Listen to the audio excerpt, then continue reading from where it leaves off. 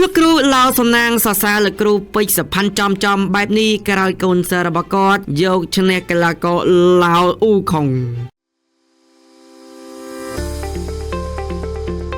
ព័ត៌មានរៀងរាល់ម៉ោងនាំមកជូនលោកអ្នកដោយ CSB Sport Official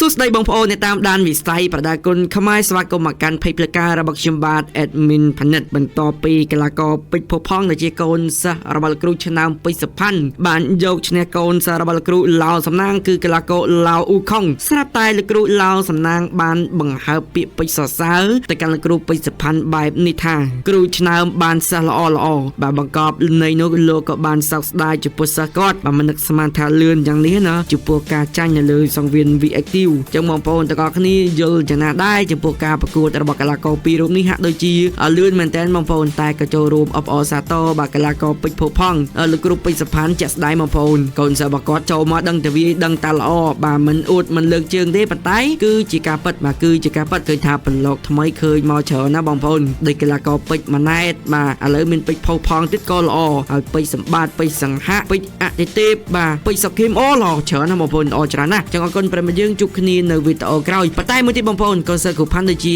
ខ្វះគីឡូធ្ងន់បាទដូចជាអត់តមានគីឡូ70ឡើងអីទេបាទកូនសិស្សគ្រូផាន់ណាមានតែគីឡូ60ជាងបាទ60ជាងមិនដឹងអីមិនដឹងប៉ុន្តែយ៉ាងណាមិញមើលលោកគ្រូគាត់អាចនឹងបង្វឹកបាទយកគីឡូធំកាន់តែល្អដើម្បីជួបជាមួយនឹងបរទេសចឹងអរគុណប្រិមត្តយើងជួបគ្នាវីដេអូក្រោយ